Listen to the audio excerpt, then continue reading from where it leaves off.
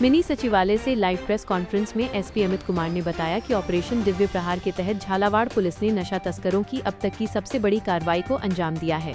3 महीनों की लगातार गुप्त जांच और निगरानी के बाद नशा माफियाओं की काली कमाई से अर्जित कुल 125 करोड़ रुपए से अधिक की संपत्तियों को फ्रीज किया गया है। एसपी अमित कुमार ने बताया कि जिले में सक्रिय मादक पदार्थ तस्करों और उनके सहयोगियों की चल और अचल संपत्तियों का गोपनीय सर्वे कराया गया, जिन्हें एनडीपीएस एक्ट की धारा 68E के तहत फ्रीज कर दिया गया है। यह कार्रवाई सक्षम प्राधिकरण दिल्ली द्वारा विधिवत अनुमोदित हो चुकी है, जिससे अब तस्कर इन संपत्तियों का उपयोग या विक्रय नहीं कर पाएंगे। एसपी ने कहा कि ये सिर्फ तस्करों को सलाखों के पीछे भेजने का अभियान नहीं है, बल्कि उनकी आर्थिक कमर तोड़ने की कार्रवाई है, ताकि नशा तस्करी की जड़ें पूरी तरह खत्म की जा सकें। ऑपरेशन दिव्य प्रहार के तहत जिले में कुल 71 तस्करों और सहयोगियों की 107 संपत्तियां चिन्हित की गईं, जिनमें मकान, कृषि भूमि, वाहन, पेट्रोल पंप और अन्य संपत्तियां शामिल हैं। साथ ही जिले में दर्ज एनडीपीएस के 47 मामलों में स्मैक, अफीम, गांजा, एमडी और डोडा चूरा सहित कुल 39 करोड़ से अधिक मूल्य के मादक पदार्थ जब्त किए गए। कार्रवाई के दौरान 2 ट्रक सहित कुल 19 वाहन भी जब्त किए गए। इस अभियान में एमओबी विवेचना और साइबर टीम के पुलिसकर्मियों ने विशेष भूमिका निभाई, जिनके प्रयास से तस्करों की अवैध आर्थिक गतिविधियों का पूरा नेटवर्क ध्वस्त हुआ। एसपी अमित कुमार ने कहा कि यह कार्रवाई स्पष्ट संदेश देती है कि नशा तस्करी से कमाई गई कोई भी संपत्ति स्थायी नहीं रहती और कानून के दायरे में सब कुछ जब्त किया जा सकता है। पुलिस ने यह भी बताया कि न्यायालय में विचाराधीन सभी प्रमुख मादक पदार्थ मामलों में संबंधित थानाधिकारियों को नोडल अधिकारी नियुक्त किया गया है, ताकि सभी मामलों में समय पर कार्रवाई कर तस्करों को सजा दिलवाई जा सके। कुल मिलाकर ऑपरेशन दिव्य प्रहार झालावाड़ पुलिस की एक ऐतिहासिक और निर्णायक कार्रवाई साबित हुई है, जिसने नशा माफियाओं की आर्थिक कमर तोड़कर पूरे जिले में बड़ा संदेश दिया है।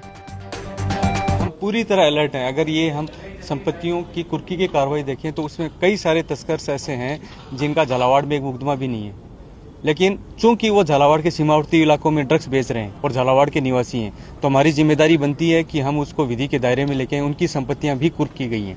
साथ ही हम वहाँ की जिला पुलिस के साथ समन्वय, वहाँ के जितने भी इनामी वांछित मुलजिम हैं जो झालावाड़ में रह रहे हैं, हम पकड़ के उनको सुपुर्द कर रहे हैं। हम झालावाड़ के निवासियों को ना तो झालावाड़ के भीतर ना बाहर अगर वो ड्रग्स का धंधा करते हैं तो उनको इसकी कीमत चुकानी पड़ेगी, ये सुनिश्चित करेंगे। दिल्ली मुंबई रेलवे ट्रैक यहाँ से होकर गुजरता है अपने जिले से, और इसका भी एक सहारा लेते हैं तस्कर। इस पे किस तरह का? लगातार हमारी जो टेक्निकल टीम है सब पे नजर रख रही है। 2 तरह की टीमें हमने जितने भी नशा तस्कर हैं उनको कंट्रोल करने के लिए लगाई हुई है। एक टेक्निकल टीम जो उनको इंटरसेप्ट करके जितने हमारे पिछले अगर हम 4 महीनों की बात करें जितने प्रकार के मुकदमे हुए उसमें टेक्निकल टीम का बड़ा सहयोग रहा है। दूसरा, एक हमने फाइनेंशियल इन्वेस्टिगेशन टीम बनाई है कि जैसे ही कोई नया मुकदमा दर्ज होता है, उसके जितने भी मुलजिम गिरफ्तार होते हैं, फाइनेंशियल इन्वेस्टिगेशन टीम तुरंत ये कार्य शुरू कर देती है कि इन्होंने अब और इससे पहले कितने इनके ऊपर मुकदमे दर्ज हुए, इनकी संपत्तियां कहाँ हैं। अभी भी झालावाड़ में जितनी भी गिरफ्तारियां होंगी सबकी संपत्तियों का मूल्यांकन किया जाएगा कि उसमें से कौन सी ऐसी संपत्तियां हैं जो उन्होंने अवैध धंधों से कमाई है।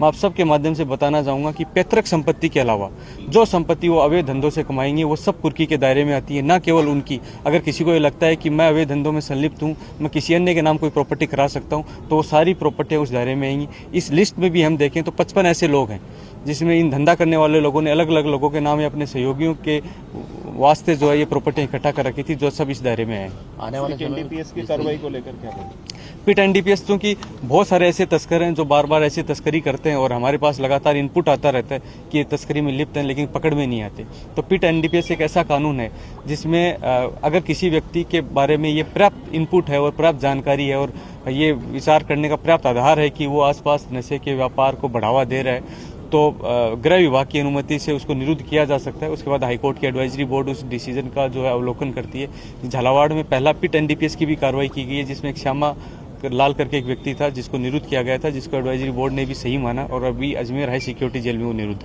आने वाले समय में अफीम पैदा होने वाली है, इस पर किस तरह लगाम देना जाएगी? हम बिल्कुल जितनी भी बाकी अन्य सिस्टर एजेंसीज हैं, एनसीबी, सीबीएन, सबसे कोऑर्डिनेशन में कहीं भी अगर कोई उपज हो रही है उसका दुरुपयोग करने की कोशिश की गई, न केवल वो लोग जो पकड़े जाएंगे बल्कि जिन्होंने बेचा है और जो उस उपज का गलत इस्तेमाल किया उस दायरे में आएंगे और हम पट्टा निरस्तीकरण के लिए भी लिखेंगे। सब छोटे जो रेलवे स्टेशन है झालावाड़ जिले में जो एमपी की सीमा से टच है और बहुत ही छोटा रेलवे स्टेशन है, वहाँ पर निगाह मतलब वहाँ पर ध्यान नहीं रहता और वहीं से तस्कर छोटी जो गाड़ियाँ वगैरह रुकती हैं उनमें बैठ के फिर बड़ी गाड़ियों में बैठ जाते हैं। तो ये सब पे पुलिस नजर रखेगी। पिछले दिनों में आपको ध्यान होगा स्पाई कैमरा आधारित पुलिस ने कार्रवाइयां की थी, तो छोटी छोटी जगहों पे भी नशा पे लगाम लगाना हमारा दायित्व बनता है और हम ये सुनिश्चित करेंगे कि छोटी छोटी जगह भी जितना नशा बिक रहा है सब वो विधि के दायरे में आए, वो धंधे बंद हो। गली मोहल्लों में जो नशा बेच रहे हैं उस पर आपने एक नवाचार किया था स्पाई कैमरे से, जी वो जारी रहेगा, जारी रहेगा, बिल्कुल जारी रहेगा। वो जितने भी लोग